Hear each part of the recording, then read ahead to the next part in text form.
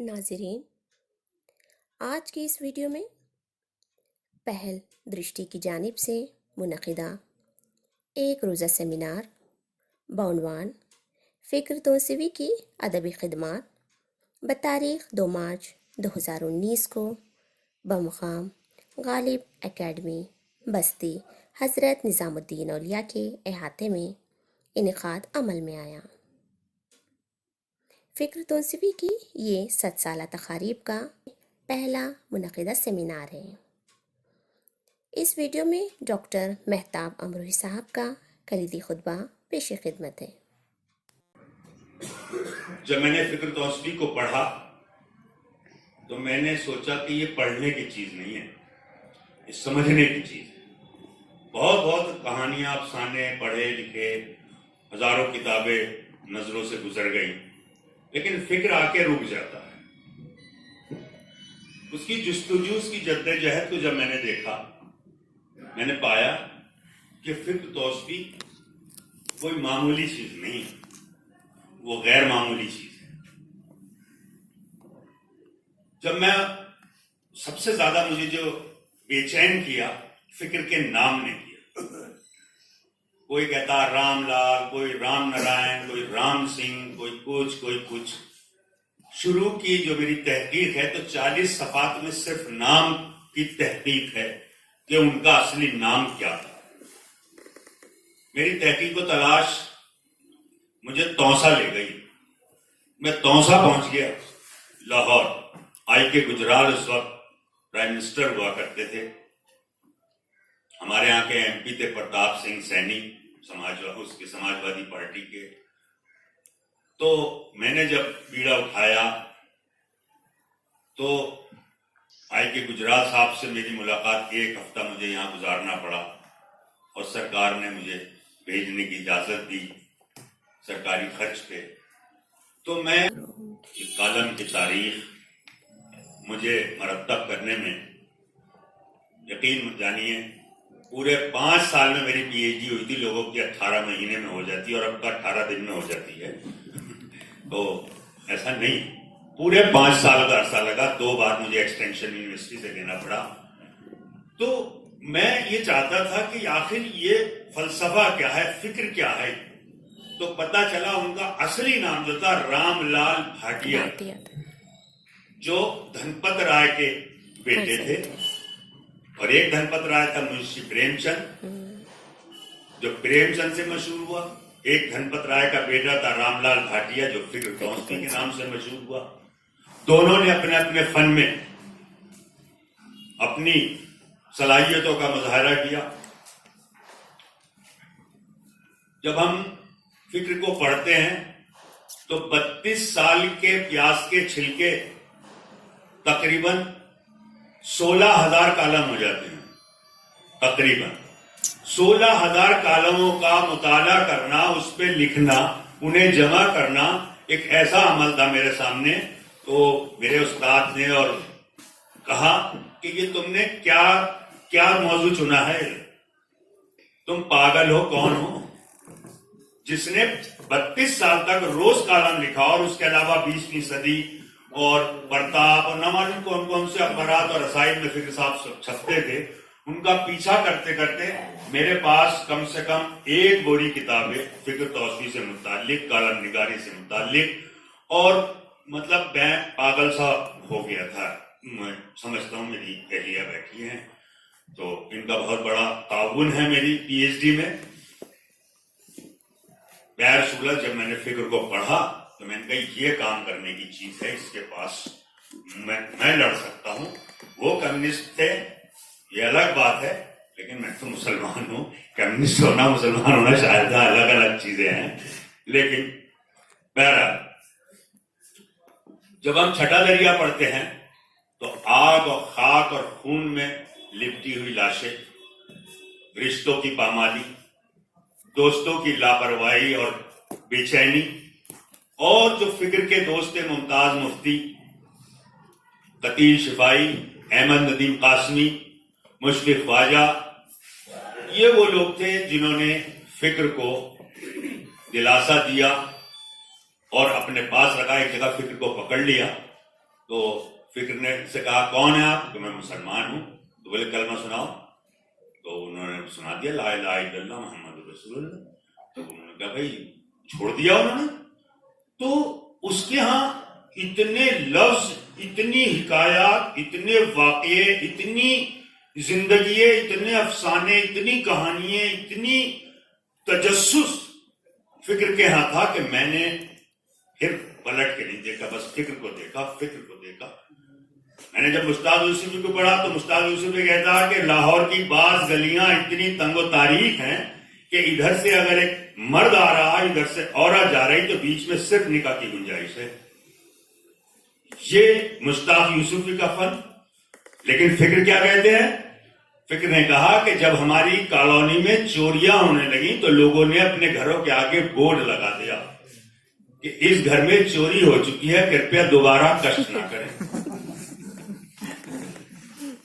تو ایک صاحب نے کہا بھائی فکر صاحب یہ آپ کے کالونی میں گلموہر پارک میں یہ بورڈ لگے ہیں اور سب بورڈ ہندی میں ہیں، اردو میں نہیں ہے. تو بولے میاں اردو شرفا کی زبان ہے، چور اچکوں کی نہیں ہے. تو یہ صرف فکر لکھ سکتا تھا اور کوئی نہیں لکھ سکتا. میرے لیے تو کفر کا فتویٰ لگ جاتا، دیش دروہی ثابت ہو جاتا. لیکن فکر پہ تھا. فکر نے اتنی صاف اور شفاف زبان میں سردار کو منہ سے کہا، اپنے ایک دوست کو کہا کہ اس کی ماں نے کہا چل دلی جا اور کام کر کے آ. وہیں کام کر. 2 روٹی بنائی، اس کی کپڑے میں باندھ دی، امرتسر کے باہر کھڑا کر دیا کہ اس ٹرک میں بیٹھنا جس سے سردار نہ چلا رہا ہو. وہ لڑکا کھڑا رہا دن بھر، کوئی ٹرک ملے ہی نہیں جسے سردار نہ چلا رہا ہو. واپس لوٹا. دوسرے دن پھر اس کی ماں نے 2 روٹیاں پکا کے اس کے ہاتھ میں دے دی. پھر پہنچا، پورا دن کھڑا رہا. امرتسر سے دلی آنے والا کوئی ٹرک ایسا نہیں ملا جس کو سردار نہ چلا رہا ہو. آخرکار تیسرے دن ایک ایسا ٹرک ملا جسے سردار نہیں چلا رہا تھا. بہرحال انہیں ہاتھ دے کے اس سے کہا بھائی ہمیں دلی چھوڑ دو. اس میں بیٹھ گیا. شام کو اسٹیچر پہ پڑھ کے گھر. مانا گیا کہ ضرور تو ایسے ٹرک میں بیٹھا ہوگا جسے سردار چلا رہا تھا. بولے نہیں میں تو دیکھ کے بیٹھا تھا، جو سامنے سے آگے جس نے ٹکر ماری اسے سردار چلا رہا تھا. تو مطلب اس کی فکر دیکھیے، اس کا تجزیہ، اس کا مشاہدہ کیا ہے کہ وہ یہ کہنا چاہتا ہے کہ انسان کو کہیں بھی جانا ہو تو تجربات کے لحاظ سے جانا چاہیے. ایک بار نصرت ظہیر صاحب نے ایک مضمون لکھا تھا کہ ہم نے ایک اخبار میں اپنا ایک مضمون بھیجا، ساتھ میں اپنا فوٹو بھی بھیجا. تو وہاں سے جواب آیا کہ ہم فوٹو چھاپتے ہیں، نگیٹو نہیں چھاپتے. تو مجھے یہ لگا کہ یار نصرت بھائی میں پورے جراثیم فکر صاحب کے آ گئے، چونکہ فکر صاحب کے ساتھ برابر میں کرسی تھی ان کی. تو میں نے نصرت ظہیر صاحب میں بھی فکر کے اثرات دیکھے. بہت دن تک ان کے قدموں میں بیٹھ کے میں نے سیکھا ہے. کم پڑھا لکھا آدمی ہوں اور بس پی ایچ ڈی ہو گئی تو وہ شوق تھا. نوکری کی قطعی ضرورت نہیں تھی.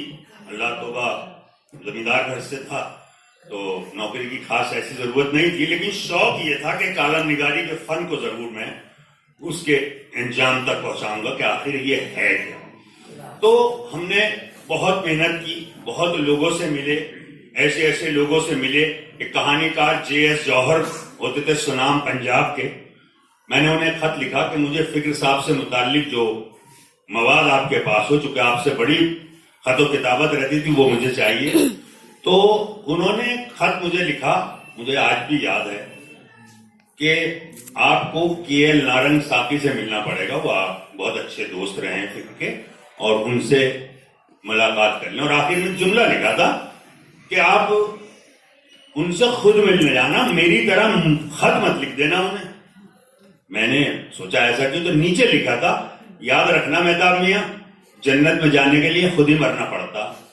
تو فکر کے ساتھ کے لوگ بھی ایسے طنز، ایسے حوالے، ایسے جملے لکھتے تھے کہ میں سوچتا تھا کہ اس آدمی مصطفیٰ صاحب کتنی قربت فکر صاحب سے. جب فکر صاحب، مصطفیٰ صاحب، نریندر لوتھر صاحب امروہہ پہنچے. ہمارے امروہہ کے غیور حسن خاکہ نگار مرحوم حلیے اور خاکے انہوں نے مضمون لکھا تھا اور کتاب چھپی تھی، تو اس کے اجرا میں گئے تھے ہندو کالج میں. تو فکر توسوی کو امروہہ دیکھ کر ایسا لگا تھا کہ جیسے کسی اور جہان میں. اس بات کا ذکر انہوں نے کم سے کم وہ 2 دن وہاں رکے تھے، صرف 2 دن، 15 دن مضمون چھپے تھے ان کے، روز ایک موضوع پہ. شیونگ کرانے گئے تو نائی کی تعریف ہے، بال اس کے پاس گئے سگریٹ کی دکان پہ گئے تو اس نے 2-3 باتیں کہہ دی، اس پہ ایک مضمون. رکشہ میں جس میں بیٹھ کے آئے تھے رکشہ والے نے 2-3 جملے سنا دیے، اس پہ مضمون. تو فکر توسوی کے پاس لفظوں کا جو ذخیرہ تھا، جو ایک بہت بڑی فوج تھی لفظوں کی، جو دست بدستہ لفظ ان کے سامنے کھڑے رہتے تھے کہ فکر ہمیں استعمال کرو، ہم ہیں اس کی جگہ. جیسے جب الیکشن لڑا فکر توسوی نے ایک مضمون چھپا 1963 میں کہ فکر توسوی نے الیکشن لڑا تو ان کا چناؤ نشان تھا مرغا.